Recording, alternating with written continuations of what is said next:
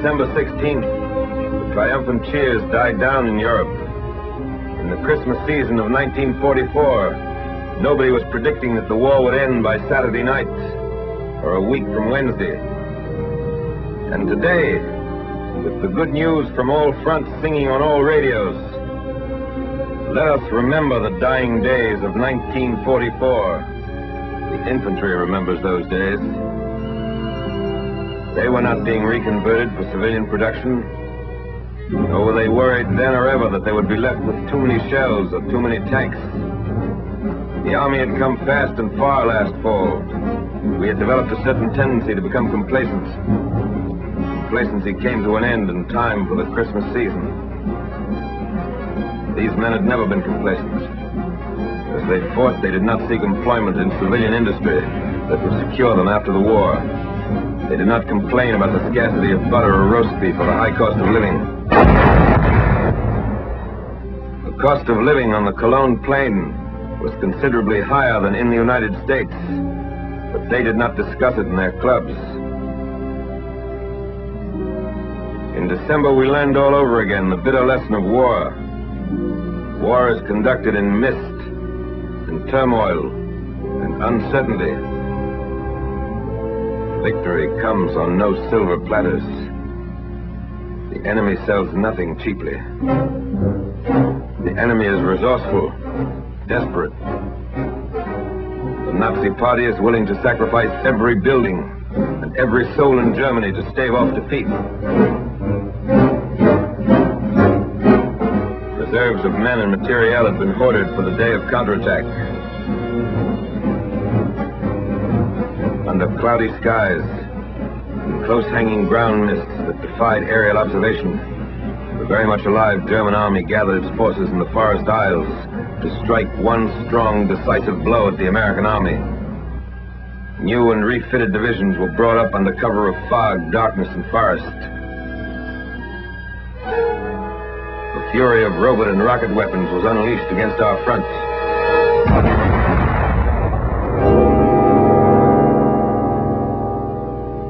In one day, the enemy smashed through the defenses of the American First Army on a 45-mile front and was biting deep into Luxembourg and Belgium.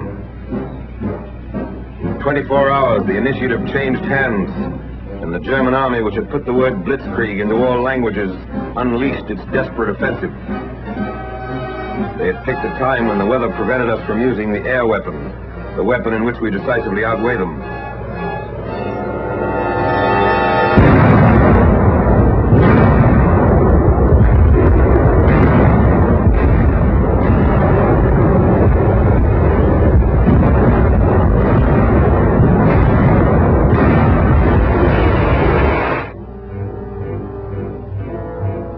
This film is being shown for the first time. It was captured from a German cameraman. He had taken it so that the German home front might gloat over the evidence of the success of Rundstedt's attack. In August, it was German convoys that were caught like this along the French roads. Now it was our convoys, ruined, burning where they'd been overrun. The sweat and iron of Detroit and Pittsburgh became the wreckage of Malmedy and Saint-Vite. We lost more than jeeps and half-tracks, tires and shells, tanks and guns. We lost men. 78,000 in dead, wounded, and missing.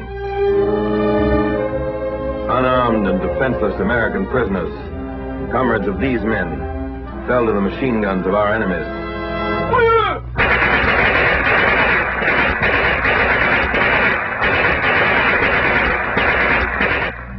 4 weeks later, their frozen bodies, hands and ankles bound, were found where they fell.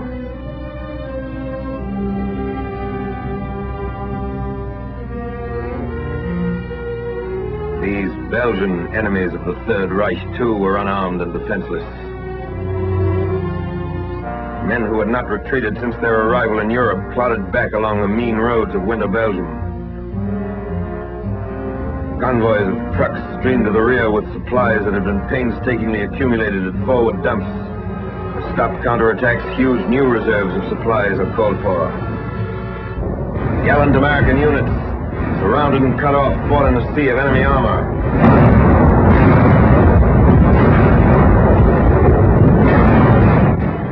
Anti-aircraft guns were fired point blank as anti-tank guns until they were overrun.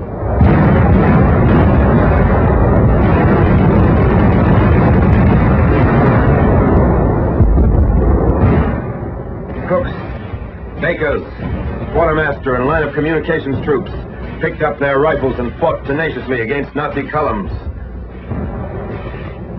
The weather cleared and the Air Force took to the skies to bomb and strafe and fight the rejuvenated Luftwaffe to the ground.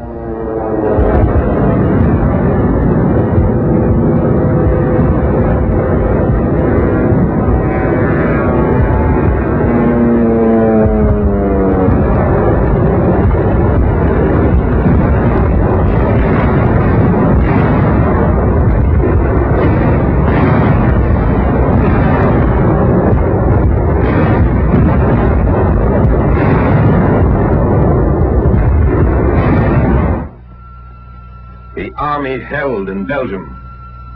The attack was blunted, the spearhead stopped, the Nazi columns contained and thrown back by men who had flung themselves into the breach. In the wild gamble of war, a momentary equilibrium had been gained. The cost had been great, and there were no guarantees being issued on engraved paper on the Western Front that the time of counterattacks was over. Nor, despite the great victories in the Pacific, were there guarantees being issued that there would be no counterattacks against the many islands we'd won back. In the general uncertainty of war, one fact remains certain. The enemy is always dangerous. The enemy does not slack off.